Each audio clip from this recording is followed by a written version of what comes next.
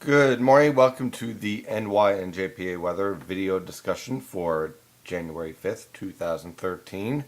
And we are dealing with a rather volatile and potentially dangerous situation over the Philadelphia and New York City metropolitan area.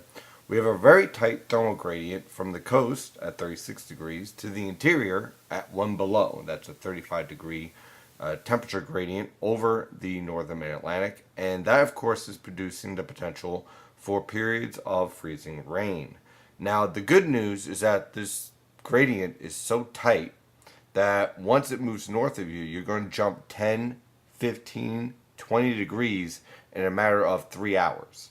So your ice threat will end very quickly once that boundary moves north of you, but between then and now, there will be potential for some ice accumulations on the roadways this morning, especially just away from the coast.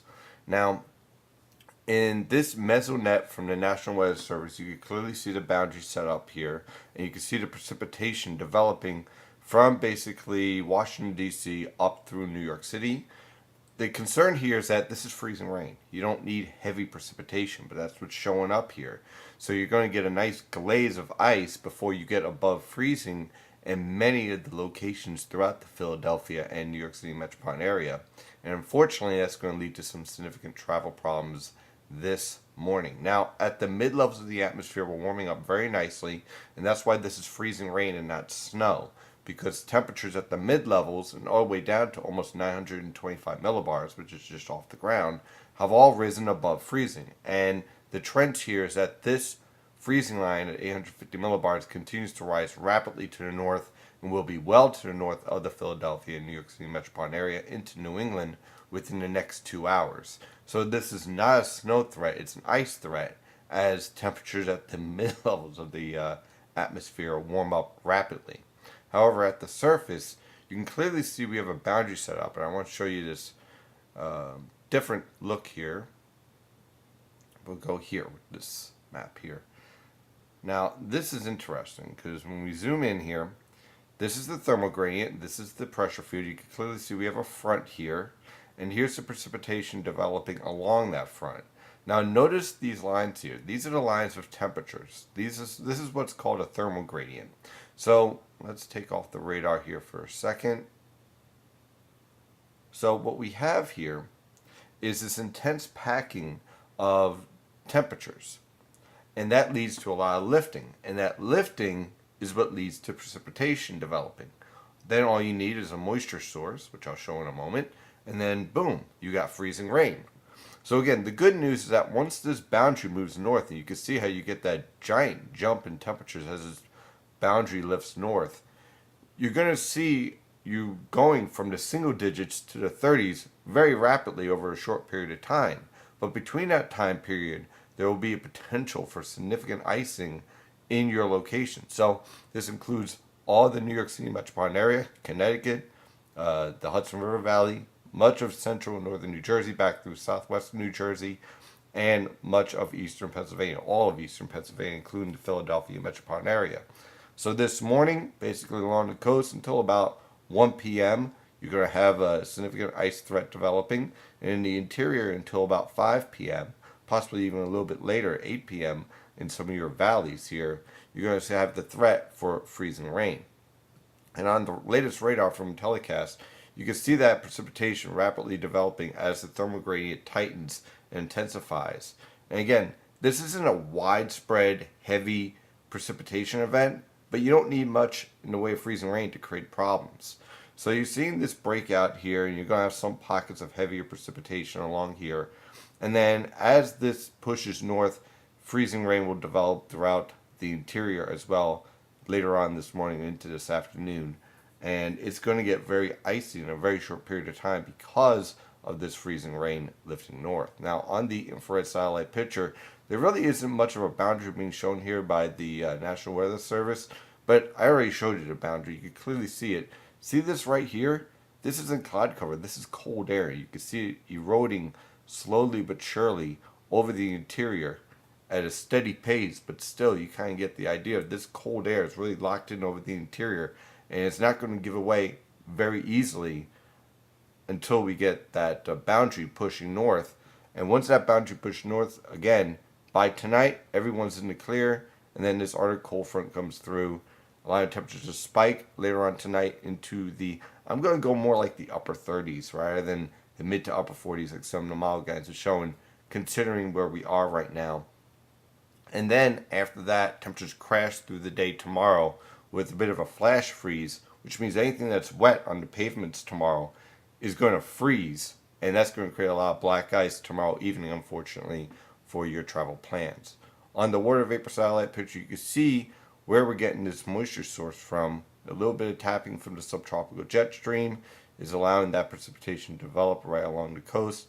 And that'll push north as this cold front approaches the region and this powerful storm starts to develop, lift up towards the Great Lakes, and drive warm air throughout the Philadelphia and New York City metropolitan area. So here are the latest watches and warnings. This is all freezing rain advisories from the National Weather Service.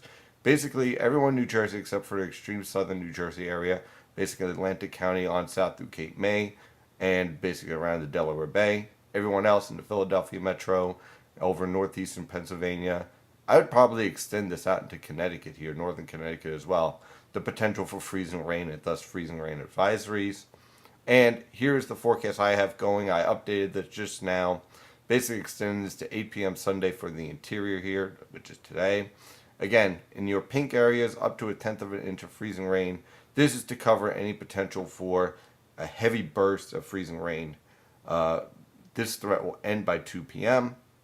And then everyone is rain and we warm up very nicely, and this freezing rain threat and the icy conditions on the roadways will abate for this evening. In the purple areas, this is until 8 p.m., 1/10 of an inch. Someone's going to get 1/4 of an inch out of here because you're going to have some valleys where this cold air is going to get trapped.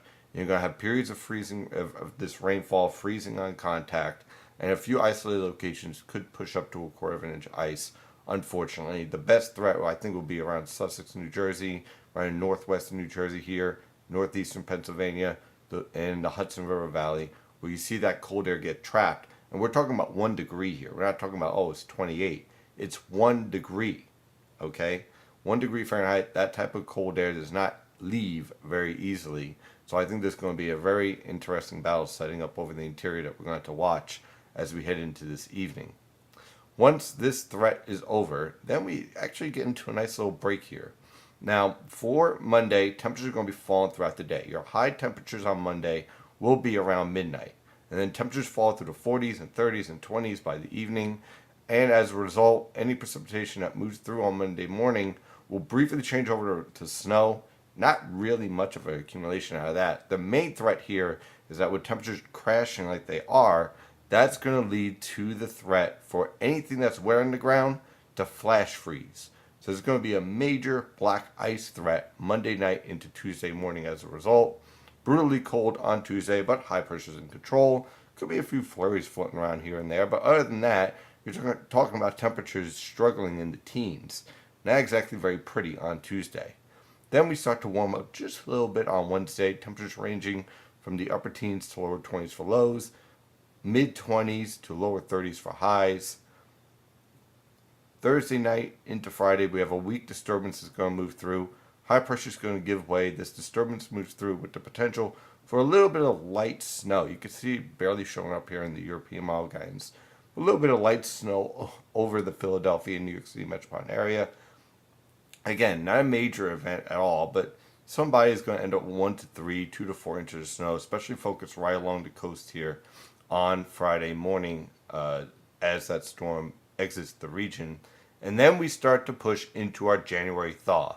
High pressure moves off the coast. You can see the entire area of the continental United States warmed up nicely because the polar vortex lifts north briefly. We end up with the zonal pattern, so we have Pacific air invading all of the United States. So as a result, we're going to warm up into the upper 30s to mid 40s by the time we get to Saturday. And then Sunday, we're really going to warm up very nicely.